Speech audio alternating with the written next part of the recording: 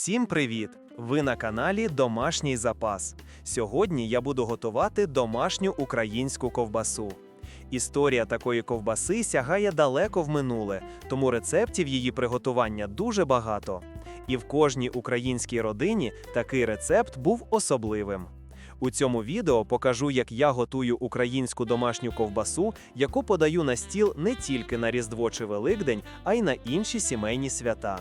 Для приготування домашньої ковбаси за цим рецептом знадобиться 400 грамів недорогого ялов'ячого гуляшу, з якої я вже прибрав зайвий жир і жилки, 1 кг 700 грамів свинячої лопатки, 800 грамів свинячої грудинки, разом близько 3 кг м'ясної сировини.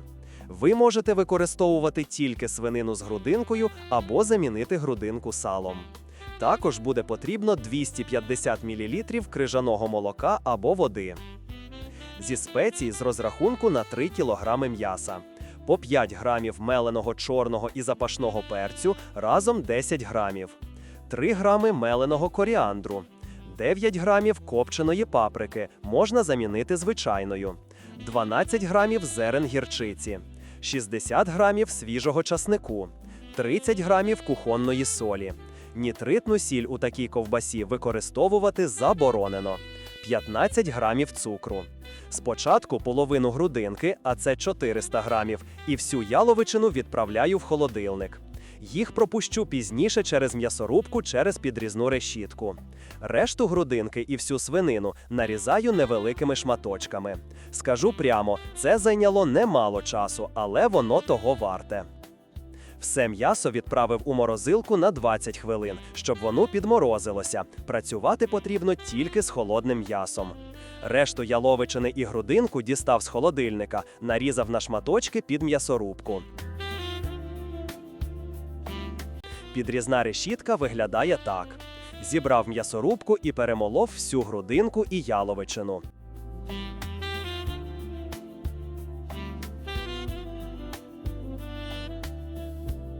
Натер весь часник на невеликій терці. Змішав між собою всі спеції.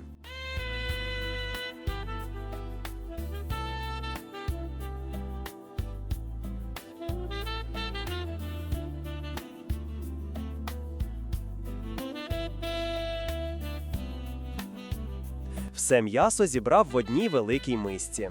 Додав до м'яса суміш спецій і почав вимішувати, поступово додаючи крижане молоко, яке 20 хвилин перебувало в морозилці. Всі інгредієнти холодні, тому використовую теплу рукавичку, щоб рукам було комфортно. Вимішувати м'ясо потрібно до тих пір, поки воно не буде липким і не виб'ються білкові нитки. У мене на вимішування пішло 10 хвилин.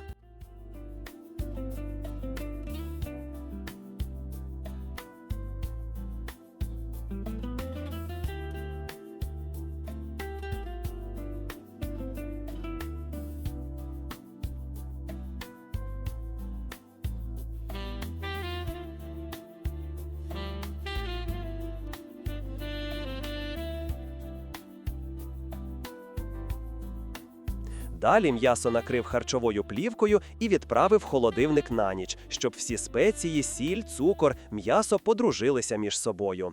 Вранці відразу поставив на плиту велику каструлю з водою, так як нагріватися вона буде довго. Промив і замочив свинячі кишки в теплій воді на 20 хвилин. М'ясо ще раз добре перемішав. Тепер головне завдання – набити кишки м'ясом. Зробити це можна різними способами, в тому числі за допомогою насадки, яка входить в комплект більшості м'ясорубок. Також деякі набивають вручну, але на це йде дуже багато часу. Я буду використовувати ковбасний шприц. Поршень і циліндр змастив соняшниковою олією.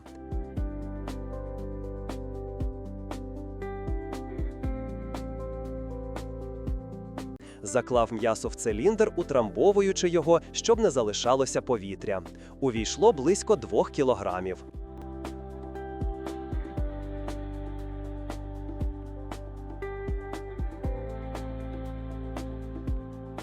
Калібр кишок 38 мм. Під цей розмір важливо підібрати правильну насадку. Натягнув кишки на насадку і далі формую ковбаски. Яка буде довжина кільця, кожен вирішує сам, але, як правило, це не менше 50 см. Краї ковбасок зав'язую шпагатом звичайним вузлом.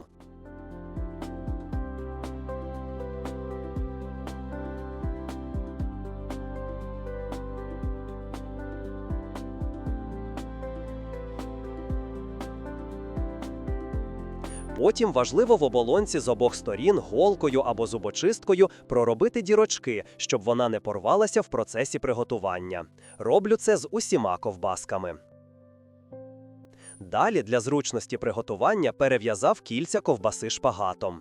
Є спеціальний спосіб, як це зробити, але я пішов простим шляхом, зробив так, як мені було зручно.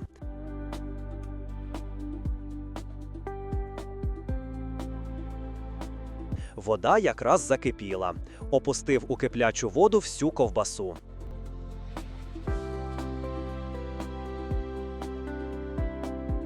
Накрив тарілкою, щоб вона повністю покрилася водою. Спостерігаю за ковбасою.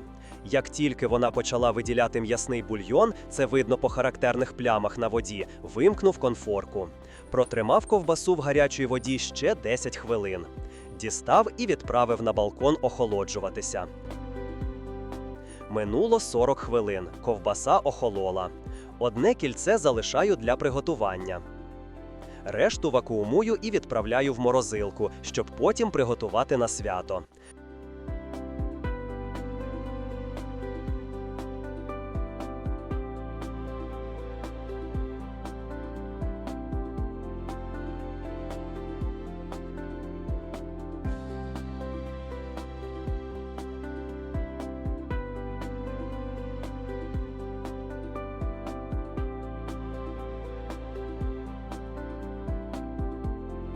Замочив у чистій воді гілки вишні. На деко виклав фольгу, зверху виклав вишневі гілки. Звичайно, можна не використовувати гілки фруктових дерев, але так робила моя бабуся, і ковбаска виходила дуже смачною. Зберігаю традиції. З ковбаси шпагат прибрав і поклав її на гілки.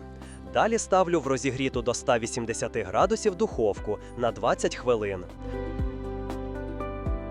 Потім додав ще 8 хвилин і виставив режим верхній гриль при 200 градусах. Перевернув ковбаску, гілки вишні вже прибрав, вони більше не потрібні. Іншу сторону теж просмажив 8 хвилин в режимі гриль при 200 градусах. Ковбаса готова. Не терпиться спробувати. Дав їй трохи охолонути.